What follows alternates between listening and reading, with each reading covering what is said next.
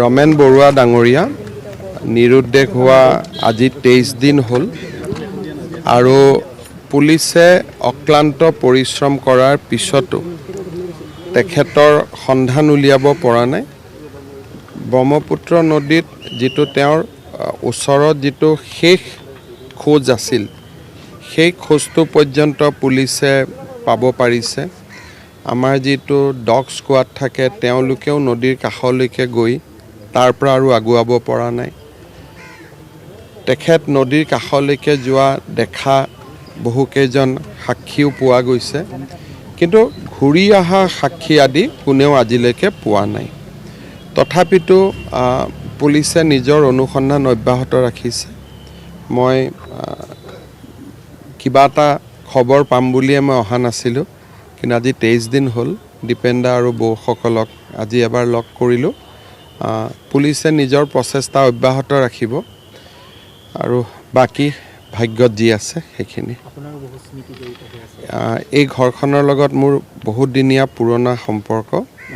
নিপ বৰুৱা আৰু নীৰেণ বৰুৱা দুইজনৰ লগত মই একেলগে ককা দেউতা নাতি হাতী বোলছবি কৰিছিলোঁ আৰু অনাতাঁৰ কেন্দ্ৰত কাম কৰি থকাৰ পৰাই নীৰেণ বৰুৱাৰ লগত মোৰ বহুত ব্যক্তিগত সম্পৰ্ক।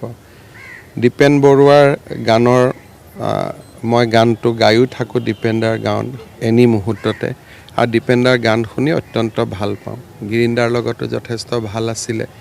পৰিয়ালটোৰ লগত সদায় আমাৰ শুভকামনা থাকেই আৰু অসমৰ এটা জাতীয় জীৱনৰ লগত অত্যন্ত নিবিড়ভাৱে জড়িত, অসমক সন্মানিত কৰা এখন ঘৰ।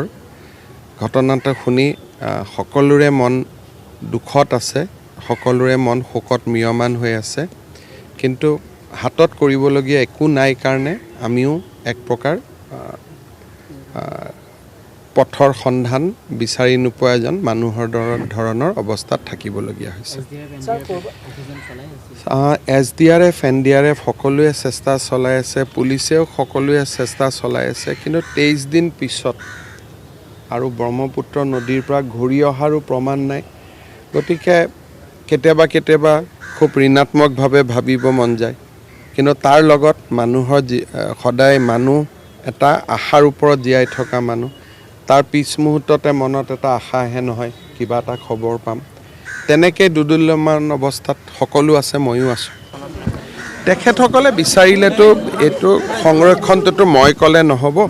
তেখেতসকলৰ ইয়াতে সম্পত্তি আছে, পৰিয়াল আছে, নাতি আছে, গতিকে মই ঘৰটো সংৰক্ষণ কৰিম বুলিতো ক'ব নোৱাৰোঁ, আৰু তেওঁলোকৰ পৰিকল্পনাও থাকিব।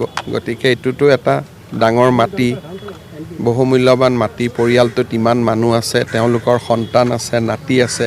গতিকে চৰকাৰৰ পৰা এই বিষয়ে কোৱাটো ঠিক নহয়, কিন্তু পৰিয়ালে কিবা ক'লে তাক চৰকাৰে ৰেছপন্স কৰাটো বেলেগ কথা।